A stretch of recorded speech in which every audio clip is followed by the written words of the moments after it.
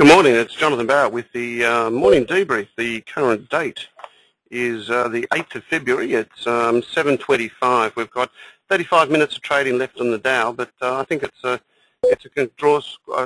conclusion that the Dow will actually close up. I probably expect our market to have a little bit of gain as well. Economic data yesterday, things were pretty quiet. Obviously, we had the Super Bowl where the Green Bay Packers came in victors, and basically the market decided that was quite optimistic. And optimistic news, so they took it up. Also, we had some good persuasion from President Obama, basically looking at the view that that companies should get behind the stimulus and also increase spending. So that's quite interesting. Also helped the market edge on. Good M&A activity and some good profit reports also helped the market, and I think that's probably the underlying reason why the market traded higher. Anyway, let's have a quick look at what's occurring.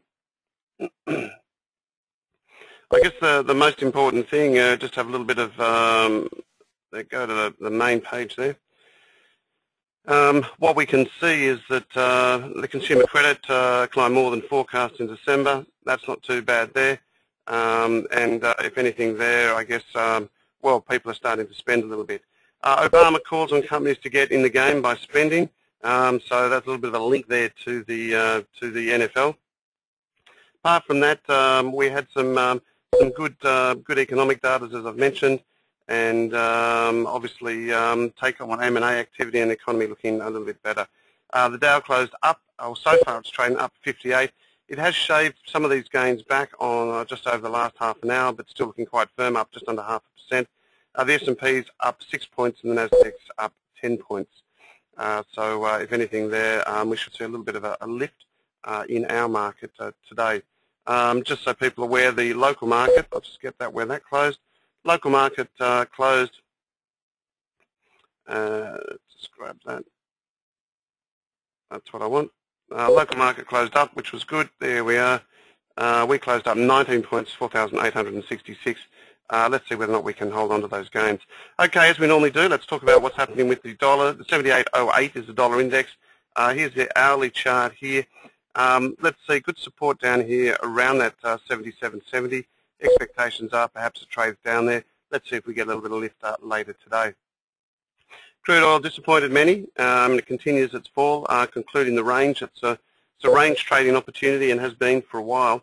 I guess obviously people are still continuing to think that those builds are still there and the economy really hasn't taken hold in terms of consumption. It comes under pressure there. Also, that Middle Eastern premium as a result of what's happening in Egypt seems to be eroding, and as a result of that, people are sort of taking off their Middle Eastern concern trades. Copper in itself edged back overnight, but still managing to hold up at that 455.40 level.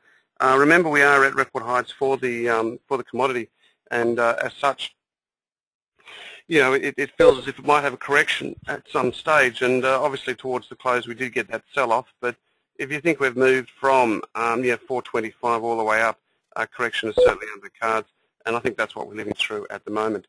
Gold actually benefited quite nicely yesterday. Strong move.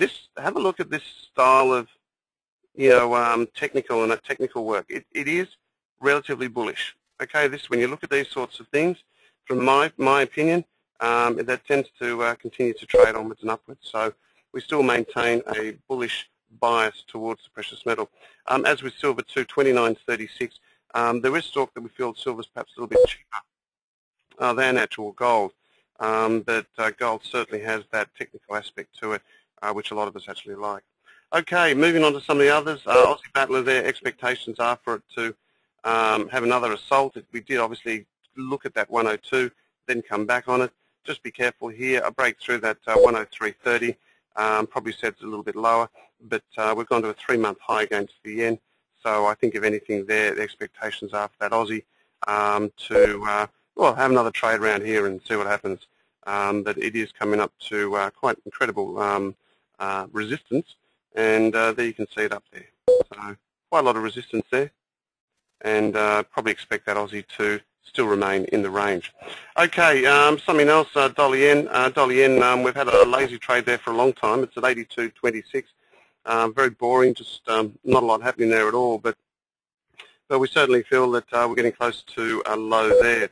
On the local market, 48.64, we've broken above that 48.20.30, so if anything there, I think there are expectations that, well, we're right at the top end of the band, and expectations are that it should edge up a little bit higher. Apart from that, looking at some of the other commodities, probably expect, I guess, sugar, cotton we know. If we just have a quick look at wheat 858 3/4. Probably expectations there are for a correction to come into play, but as you can see, it hasn't been doing too much over the last couple of weeks. If anything, once it reached these levels last week, so last couple of days, sort of it's just been staying up around this top end. So I think a few people are expecting a bit of a correction, but we only view that as temporary. Same with soya, and also with corn, that we could be in for a little bit of correction. We are out of some of our positions, particularly corn and wheat, and just looking for a little bit of a correction from there. Okay, now that's taken a little bit of time to get on. There we are here. You can see that that's the trend there for soybeans. All right, just looking at Tuesday today in terms of economic numbers, unemployment number in Switzerland. I guess the most important things, industrial production in West Germany. In the States, the NFIB, Small Business Optimism Index, a little bit of data there. The Fed's out there sort of saying a little bit about the economy, and of course the ABC Consumer Confidence number. So pretty much that's about it in terms of what happened last night and some of the data which is certainly coming out of tonight. I guess in a bit of a summary there, we certainly like that gold trade. Still recommend that target there is 13.75, and that seems to be holding up quite nicely. So let's see how that trades. Apart from that, I think we're just ranging. Apart from that oil trade, which seems to be in a range, hasn't broken 92.20 or 92.40 on the top side. So expectations, I think, are back down to the lower end of 85, maybe even a little bit lower. But that's about it from me. I hope everyone has a great day, and we'll talk to you tomorrow. Bye for now.